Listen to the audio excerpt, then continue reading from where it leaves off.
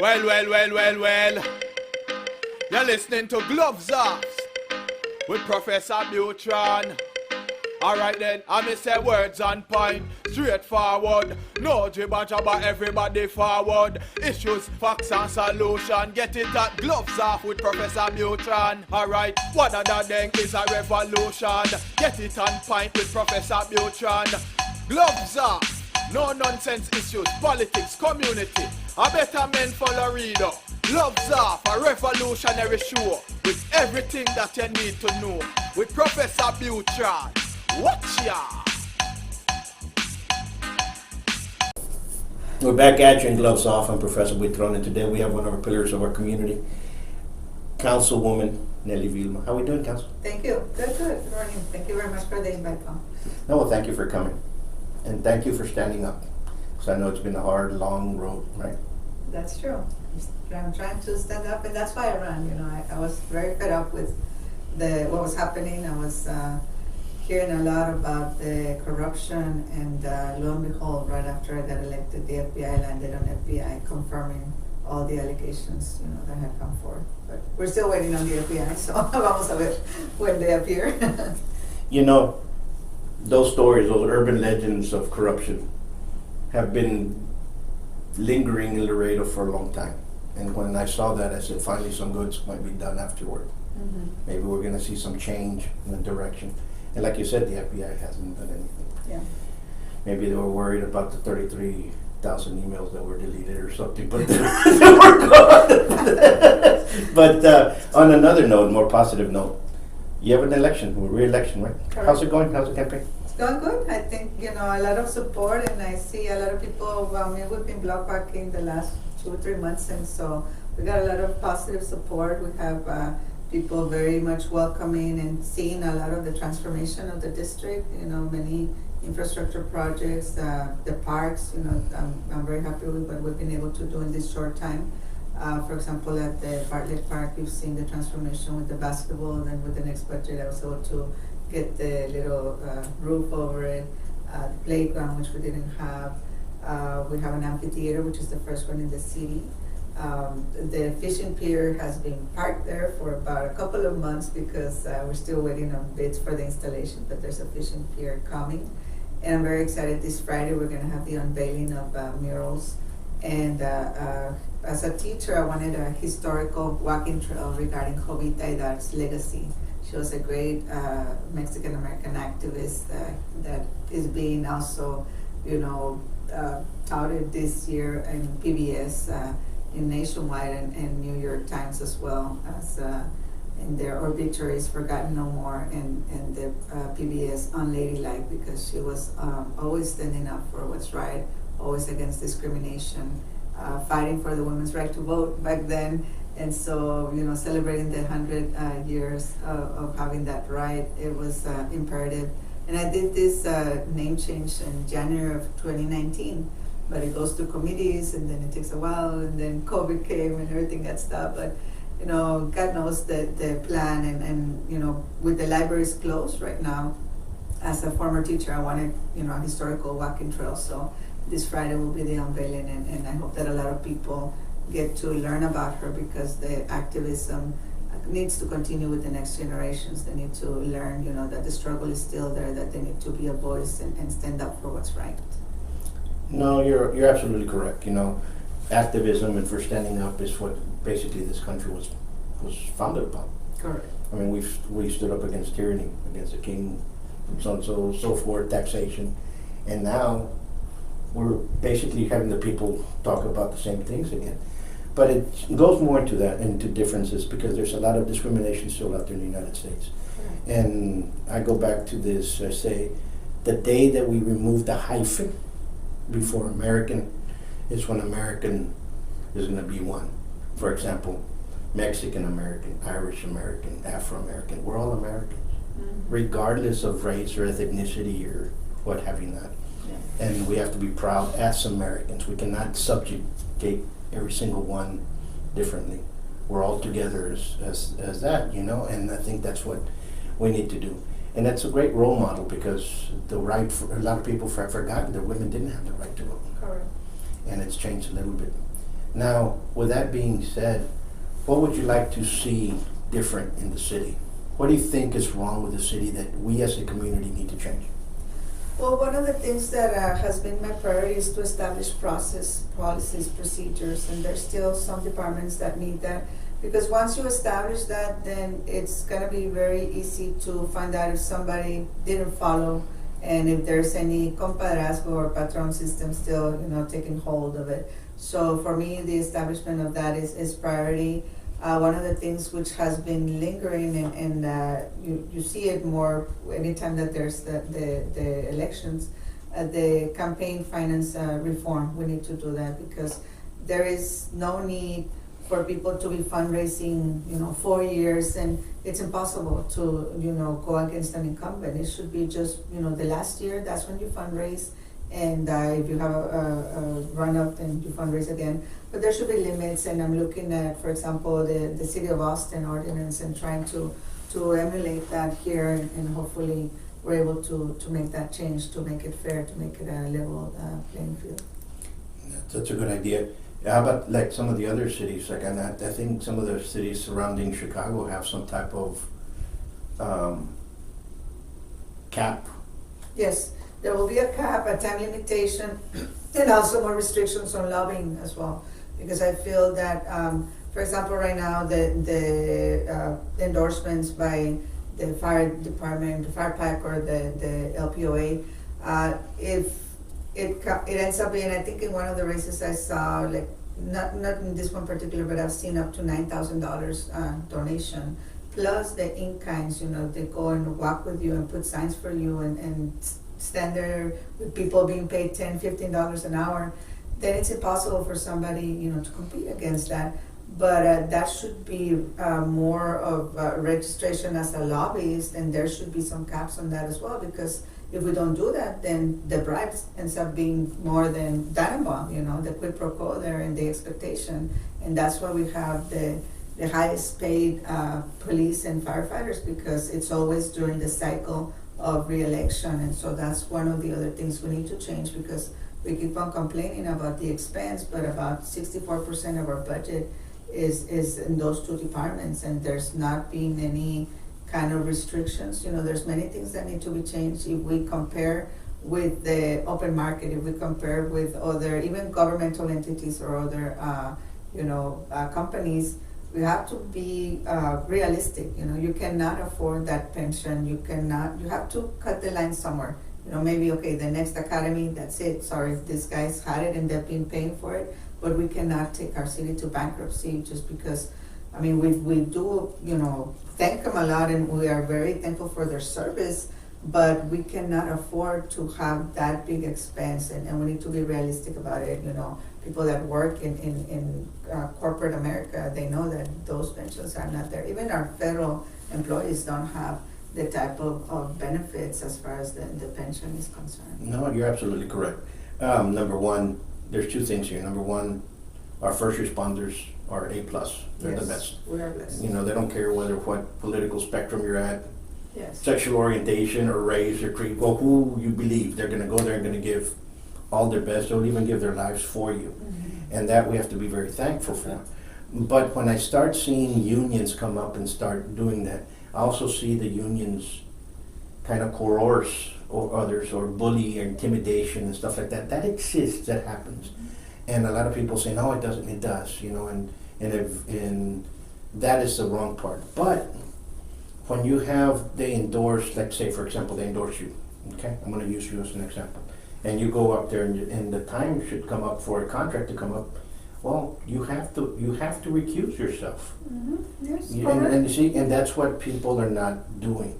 They're not recusing themselves when the time comes, and they continue doing there. So when I see signs that say integrity, and then you see that coming in there, what's your definition of integrity? Because it doesn't match.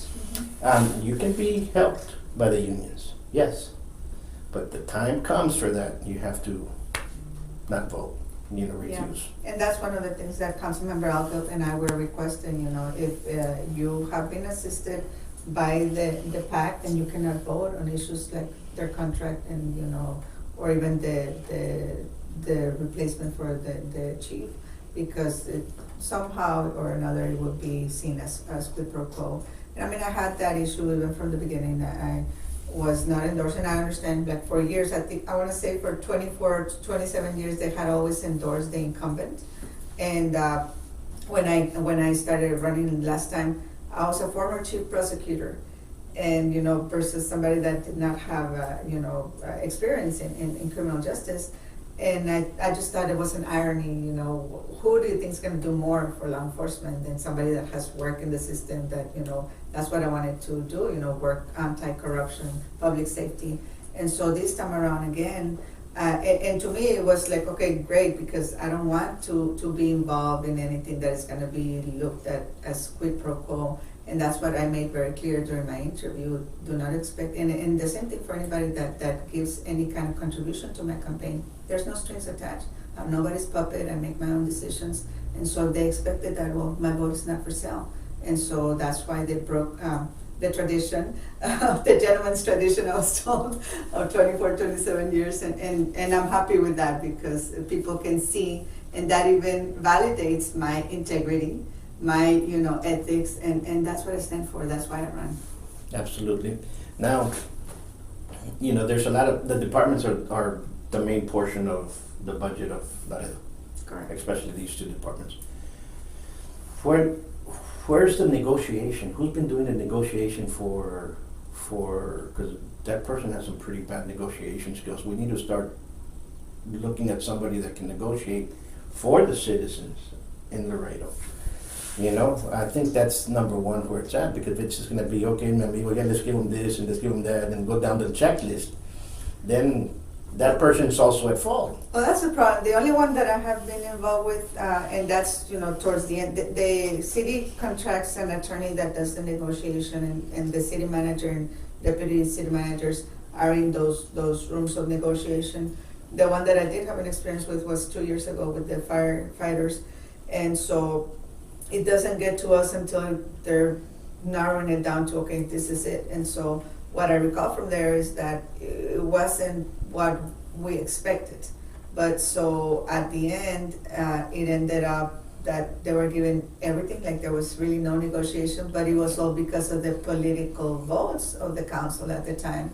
So I voted against it. I believe Councilmember Alfield, and I think even the mayor, I think we were the only three that voted against that contract, because we felt there was a lot that we could have saved the city just by making very minimal changes, and it wouldn't have even hurt any of the current firefighters, but it would have made a line, okay, from here on, all the new people in the academy, there's new rules, we have to be realistic. No, and I think that's where it's coming from, that we're losing. That's number one, but that's just one check mark on that end. Mm-hmm. But what else do you see that we need to change in the city? You're the one that's in there. What else do you see? Well, one of the things I've been trying to change is also the inclusion of people with different needs. As a mother of a child with special needs, I saw that even our policies for employment or training at the city, it was a big, a big circus that has to be done just to get somebody employed and have the accommodations necessary. So I've been fighting that fight. I've been trying to get more opening of doors for people with different needs. We are about to also open up, now that the parks will start opening, the Llano Park, which is right here by San Martin de Porras, and that is a fully ADA park. And so we have from the railing, to walk in the trail for visually impaired, and it's cushion also, or people that maybe had a stroke and they have to rehabilitate. I make sure now to put the basketball courts, they're adjustable. If people have wheelchairs, they can adjust to any height. The water features are also so that somebody in a wheelchair can get in there and get the sensory from the water. As far as the swings, it was the first park with swings for wheelchairs.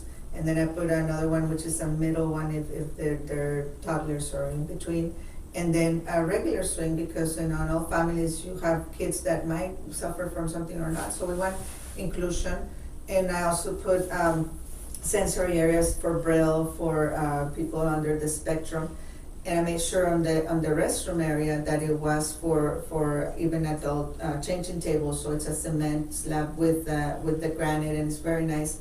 The changing tables are family restrooms, both of them. So I'm looking forward for people to take use of these amenities, for our community to become more educated, more involved. I was able to, well, in that particular park, even the mural, it's a young lady, Valeria Dominguez, who herself is a Down syndrome artist. And so I'm very happy to see the full inclusion in that park.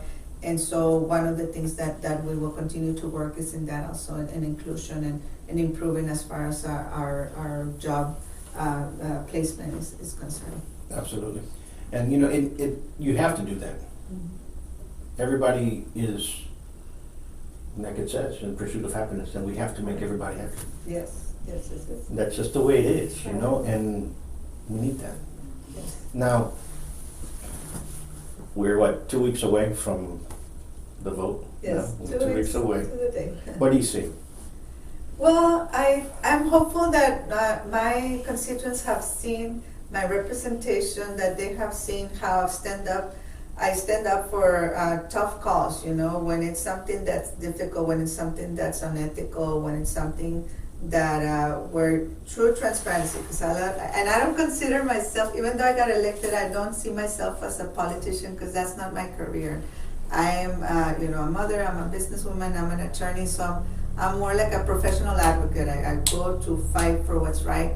And so I'm hopeful that people have seen those tough calls where I stand firm for what's right.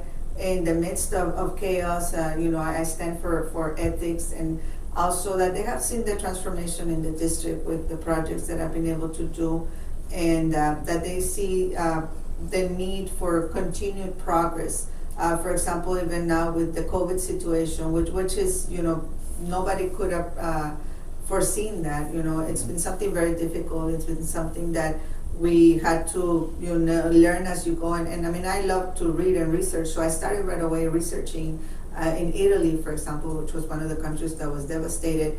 And I looked at different cities and how some of them had higher spikes, but the ones that did close early were able to save a lot of lives. And that was part of my, voting on continue to close. And of course, we had to follow what the governor said, but many people, of course, it is upsetting, and it is something that was to save lives. I know that our economy got hit, but in a way of changing of that is to invest in the businesses, to continue looking for more SBA loans, grants, so that we can reboost our economy.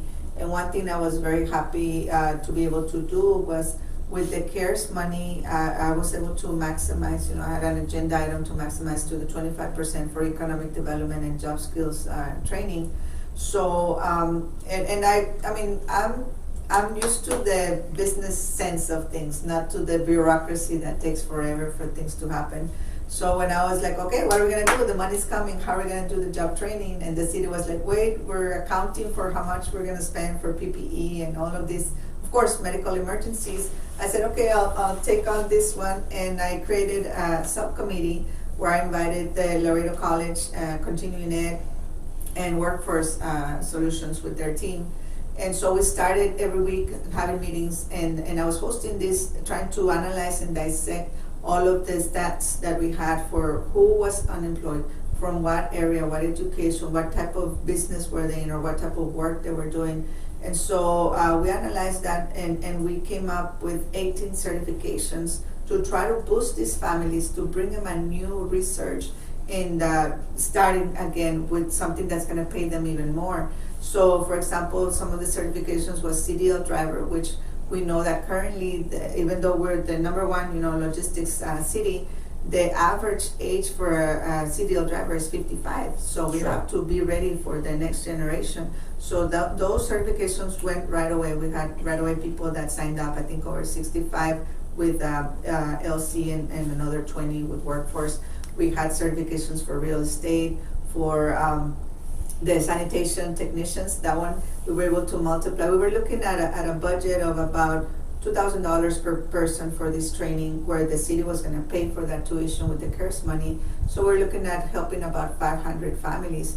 And with the allocation and the training being a little bit not as expensive for the sanitation technicians, we were able to multiply that to 855 recipients. So I'm very happy that those will be entrepreneurs that can start their business, that can come back with a better paying job. It was some of the certifications in logistics, some of the certifications in the medical field, assistance and things like that, because of course everything has to be finished, the training, before December 31st. So we had to look at, okay, which ones can we do here quickly, 6 to 8 weeks. But a lot of those families we've been getting the calls, they're very thankful. They're now making, reviving their own economy. And so that's part of what I would like to continue doing. And part of that is changing to a 4A, 4B taxation, because we keep on talking about the Valley is eating our lunch, but the Valley has 4A, 4B taxation. And you might not have heard this, but about a month ago, I was finally able to, this has been since I started, right? I learned about Sure. it. We even brought somebody here at the library to make a presentation so that the council could learn how important it is for us to change to a 4A, 4B. Last year, we went to the legislative session.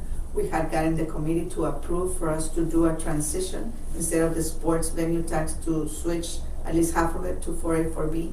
A 4A, 4B taxation like the Valley, San Antonio, and other cities have will allow us to have more money for investors, to entice investors to come and have a tax abatement, and also gives us money for job training, which we didn't have until this CARES Act. Right away we utilized it, right?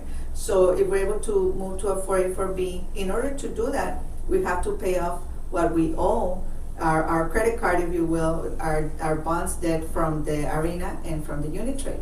And so about a month ago, I was able to have that. I had kept on talking to our financial advisor, our bonds advisor, and we devised this process how if we pay this off and we put it in a trust account, that will satisfy the bond holders, but that will ease up the city's payback schedule, making it possible for us to even pay off what we're encumbering right now, which will be the sports complex and other Sure. other projects. So, but it didn't come out in the news to this day. I've been asking Laredo Morning Times. They haven't covered it for the last month or month and a half now. But I was able to do that, and my motion was to put aside in a trust account $10.9 million.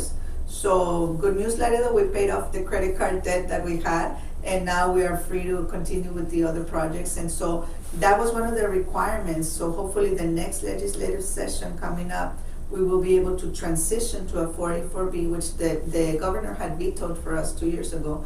But if we're able to do this next time around, that in and of itself will bring us a lot of money to invest in bringing more jobs, in bringing more manufacturing jobs perhaps. And in order for us to attract that, I'm a member of the Economic Development Board.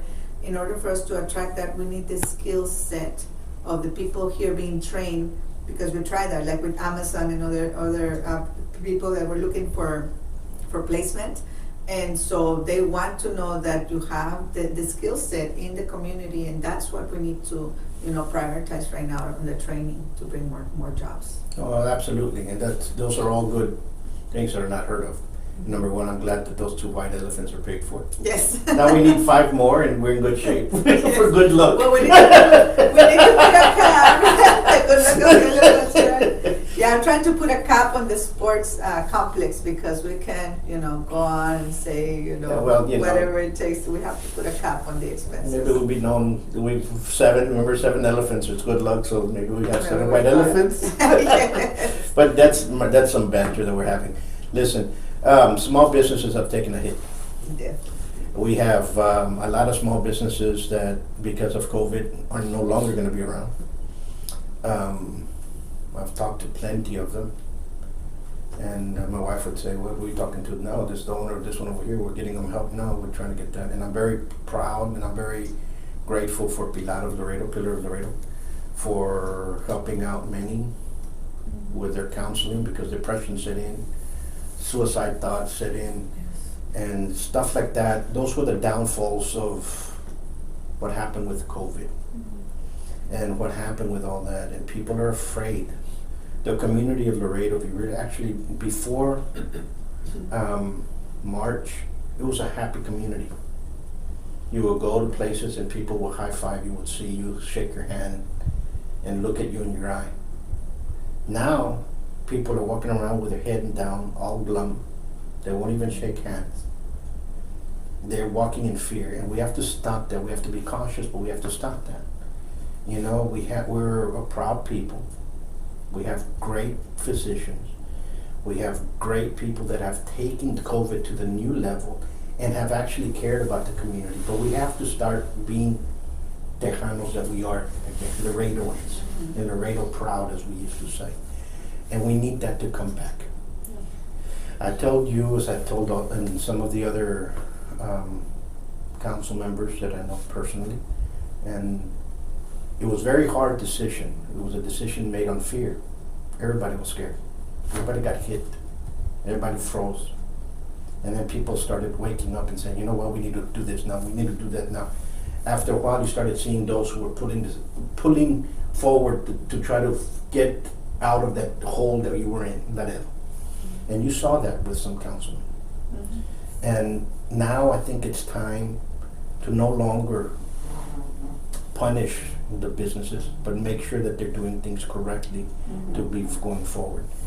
And here's a question, when are we gonna see everything at 100%?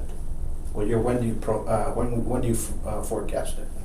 I cannot forecast that because I don't know when this COVID situation will be stabilized. It all depends on the medical, balancing of, whether the vaccine or whether this second wave.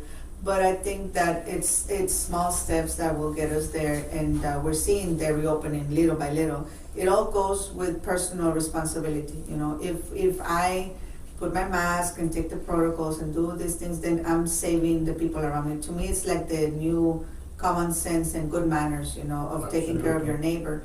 And so, and I'm glad you mentioned Pilar, because I'm very good friends with Manny. We used to work at Border Region back in the day. I'm also a psychologist, so that was one of my concerns. And I started working right away with the mental health. We created a virtual coalition. I'm in the suicide prevention committee, but we created this virtual coalition where we started, everybody pitching with videos, and let's talk about the grieving process. For example, that people didn't get to say their goodbyes properly. That hurts. It's difficult to say that and get stuck without going through the grieving process.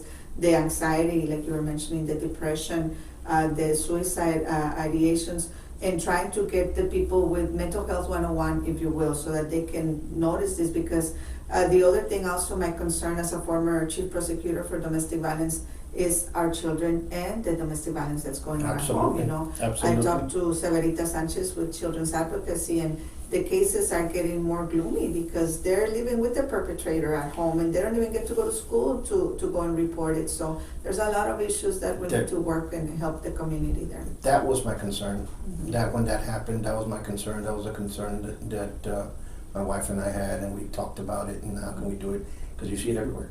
Yes. I mean, that crime is going up. Yeah. And we have to stop it, and we have to stop it now. And if folks out there, you have to know the red flags, and you have to pick them up. And I think that's something that we should do. Maybe you can come out with a video, and as a city, and put it out instead of put your mask in the trash. Let's help out. If you see these red flags, yes, let's start reporting them, because those are the red flags that we need to do. Those are the videos that we have to start educating because it's not okay to do that. No. It's not okay to force yourself on somebody. No. It's not okay. And especially children or anybody. Yeah. It's not. And we have to stop that as a community. We have to see the red flag. Correct. And that's something that we all as a community can do. And I think that's what in there. Another thing that we've talked about is the disconnect from the city. I'm going to divide it into 4. The public officials, department heads, city workers, and the community of Laredo. Right now, the consensus, the community lost trust in the city. The vast majority, lost trust. And you can see it by how they opinionate, how they're very vociferous now. When you see it on social media, and you see that there's some anger there. And that's number one. It has that connection from the city here. It's not there. It's not, no. They're not even the same playing field. Correct. And that has to happen. And the same thing has to happen from the public officials to the city employees. There's a disconnect, and that's called the department heads. And those department directors, really, I'm sorry, but if they're in a rut, we have to get them into some new management skills or new ideas or do something, but there's a disconnect because I see a lot of city employees, they'll come and, well, we have this problem. How can we do it? Why don't you talk to so-and-so? And when you direct them to that city councilman, they're like, oh yeah, I'll take care of them. And all of a sudden, but the director says everything's fine. Mm-hmm. Understand what I'm saying? Yes, And yes. then all of a sudden the guy doesn't have a job anymore. So you know what I'm saying? So we have to, how could you bind that together? What would you do? Well, the thing is, and I go back to processes, policies, and procedures, because one of the things, I guess, because of my former being a prosecutor, even when I ran for office and to this day, people will take to me or to my office documents, like they want me to prosecute, and I'm like, well, let's take it to the authorities, and this is how you go about it. And it was employees, from the city that are seeing something that's going wrong. And so that's part of establishing that procedure where whistleblowers won't have to be threatened for their job or their head, right? So that's part of reestablishing that trust. And I was very concerned also when we closed down for COVID that, hey, like, we're not in the ivory tower, man. This belongs to the city. And so I did an agenda item to be able, as soon as the doctor, more or less allocated, to be able to bring back the people for city council for comment, because we need that connectivity. We need to hear from our people. And so last night was, they started doing comments, but people were still not going to city council. And last night we had the first person, and then I'm glad that we are starting to have that interaction. But I was not one that stopped working because of COVID. As a matter of fact, I got even more worried. I started researching. I found this, I had seen in Good Morning America, this doctor, an intubation box, and I started asking, and I'm not a doctor, but I researched. That weekend I was worried because one of our respiratory techs from one of the hospitals resigned because there was not enough PPE, and this was at the beginning of March. And so I was worried we're gonna lose our soldiers that are fighting this COVID because there's not enough PPE. At that time, everything wasn't back ordered. So I checked with Dr. Delis. He also had those intubation boxes in back order. That weekend I was researching because that lady had quit on a Saturday, I think. So that weekend I came across, it was a doctor from, I want to say Taiwan, that had put out the specs during the swine flu for these intubation boxes. So I contacted Dr. Arenas and Dr. Tariq from the engineering, the dean of engineering. Can you help us to manufacture this? And they were a blessing, and I got now Fire Chief Hurd was assigned to me for this project, and so the city, we purchased the equipment, the materials, but we were able to get these young students from TAMU to help us put their engineering skills to task, and we created 10 of these. We distributed around the city with the different clinics and hospitals to protect our frontline workers. And then also I was able to work with Harmony and with TAMU, and we had like 375 or more face shields with the 3D printers. We started a face mask coalition, Laredo Mask Makers. We got you covered. So we have over 5,000 masks that we have distributed to the school districts, to Bethany, to Sacred Heart, to CAC, to Rutical. And those are things that we need. We need to be active. We need to see where can we help in the community. And that's why I feel it's a social responsibility to continue, especially during this pandemic, to get us out of this pandemic. And what we were mentioning right now, how it's hit the businesses. I mean, I know because I'm also a business owner. I know you have to, tighten the belt right now. But I'm very happy to announce to you last night, Paul, in City Council, we were able to finally sign off on the master plan redevelopment of the airport. And so that was something that I started 2 years ago, and it has to go again through the process and the bids and what have you. But last night we signed off on it. And so this is gonna bring in more jobs, infrastructure, Sure. and revive these, restaurants that maybe had to close down. With this infrastructure, they're bringing in another hotel by the airport, and we're gonna try to redevelop all around the airport, research and development. Maybe we were thinking, since we have such hot weather, painting and repairs for airplanes, that would be great. Now that's the next skill level. We want to retrain our people, to be able to be those mechanics or, body work for the airplanes and different things that can help aviation and support of aviation.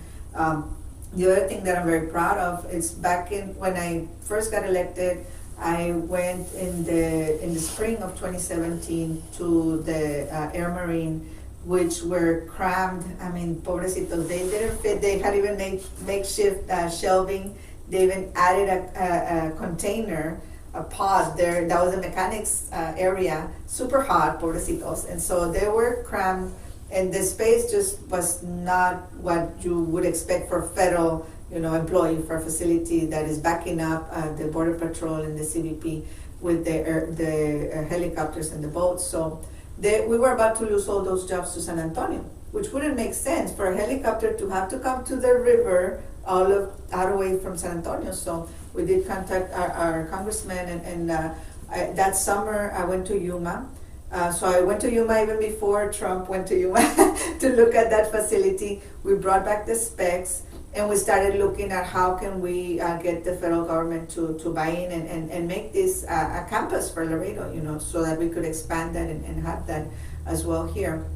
Every year, we started having meetings. I remember a meeting with Undersecretary McAleenan, and this time around when we went to Washington, I was blessed. I was the only elected official in that group. And with the city manager and our director for the airport, we presented again our specs to the undersecretary, Mr. Hill. And after that meeting, within a month, we had, okay, we want to survey the area, we want this one, and we started seeing things happening. And then Congressman Cuellar was able to appropriate, or it's in the appropriations bill coming up, $27.4 million. So this is going to expand 35% that area, and we're going to have more jobs, which means more, needs for restaurants and all the services around, more housing. So that's part of what we need to do. Like, how do we bring more businesses to Laredo? We also have the area outside that the city purchased where it used to be Uniroyal, and we want to make that into a manufacturing incubator. So we're able to bring these manufacturing companies. That is going to bring more jobs, and that's how we need to boost back our economy. Absolutely. And well, we just have to move forward. And those are some great examples of the community joining together. Yes. I have a student of mine, his mom is a seamstress, Mm-hmm. just across the street. And, but they were gonna close her down. Right. I remember talking to the fire chief and I said, she's gonna start making masks. Yeah, that's where it is. A lot of them started, yeah. You know that she's gonna They start were making getting masks. orders from out of state. That's the end of the story, Uh-huh. and I told her start making masks. Mhm. And her business continued. That's She good. went down, but it's continued, just like us. We saw it just drop to zero and start picking back up now. Yeah. So, but we need to protect. We need to understand that we need to exercise. We need to understand that build our body, be healthy, and have that immune system has to be strong, and more so now than ever. Yes. So we need to get, we have to start helping as a community, start helping ourselves, the small businesses, Yes. okay? Mm-hmm. During the COVID time, I wouldn't go to Walmart and all that. I used to go to the corner stores, the butcher shops that were around, because I knew that they were having trouble, bad times. And those were the ones that I was helping, Yeah. and some people started doing that because we have to. Yes, and that's what we have to do this time around. Okay, Black Friday, like involve yourself here. Exactly. Buy a gift card and go help out. Absolutely. I've always, tried to do that for the small businesses here, but more so now we need to support them, and we need to. Hopefully we get more money. We were able to help a few of them with the grants, but we're hoping to get with the next, CARES Act money, more allocations for businesses. We have to understand what the businesses are and what they do, because the city can help out in many, many ways. Yeah. And there's many ideas, but you have to put people in there that know about small businesses Correct. inside the committee. If you put somebody that Correct. Yes. does not, that has always worked for the government. you're not gonna do anything. You have to get people that have been, which small businesses have been around more than 5 years? Okay, let's put those people in 10 years, let's put those people in 20 years, put Yes. 30 years, let's put these people in, because those are the people that know how to adapt within the times, and we can brainstorm. Yes. Okay. Now, number one, I wish you the best, Thank you very much. and thank you for coming out, and come out here anytime. And there's plenty of issues that we can tackle, and the one that is immigration. That's another one. And I have never seen how come the city of this importance, as the city, fought for the rights of immigration, as the city. We did. When we go to legislative session in Washington, we do prepare a white paper and our proposals for immigration. And so, being the only attorney that practices immigration currently, I've been able to speak, with congressmen, with senators in Austin regarding the needs that we have here. Because even for, as I was mentioning, the truck drivers, there's a need for a special visa for that, but they haven't approved. And we understand right now the political climate, it might not be very pro-immigrant, but we have to also be realistic that the crops, the agriculture, and all of those businesses as well are suffering. And even right now, the H-1B visas for professionals are suffering. So we don't want to be reactive. We have to be proactive in terms of what the businesses need and what our economy needs to survive as well. Absolutely. Well, thank you once more. Thank you. And folks, remember, Thank you very much. go out there and vote and research each candidate, vote correctly, exercise your right, because actually right now the numbers here in Laredo are actually low. So even though they say there's a lot of people voting, it's actually low in compared to the rest of the city. Okay, until next time, peace. Thank you.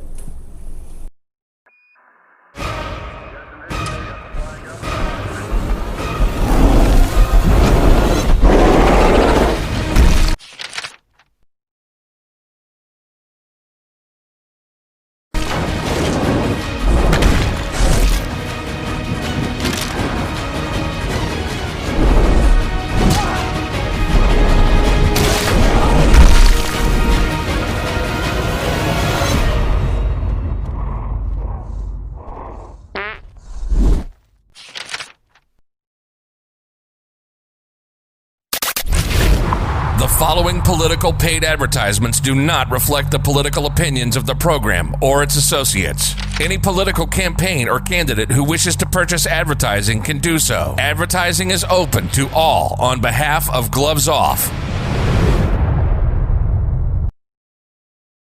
My parents told me to succeed at education, so I worked hard as a student in school and in college, which is why I continue to work hard for you, to better pay our teachers, to better fund our schools, because our children deserve the same opportunities. I'm Henry Cuellar, and I approve this message.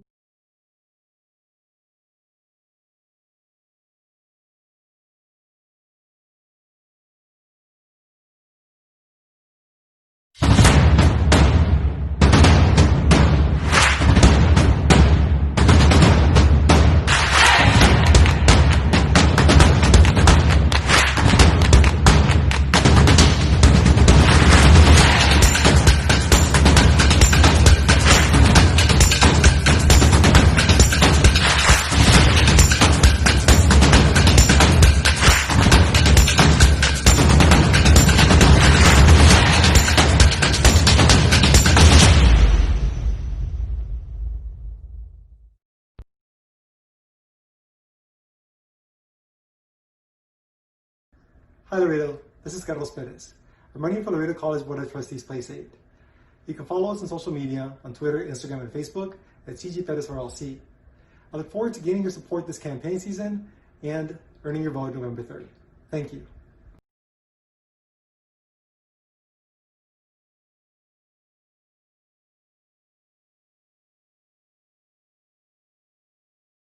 Hello, how are you? My name is Celestino Marina. I'm running for City Council, District 5, and I would like your support. Together, we will win. Thank you.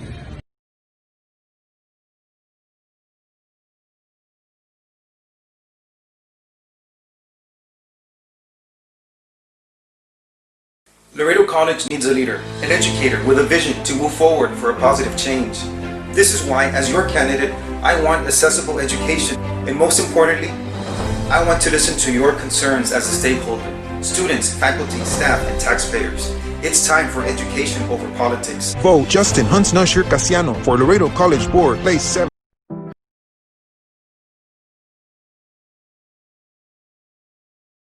Hi, I'm Amber Avis Hinojosa, ready to change the direction of District 8.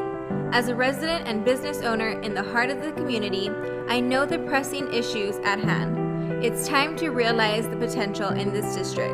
Join me in the fight to bring change. Vote Amber Avis Hinojosa for City Council District 8. The future of our district is in our hands.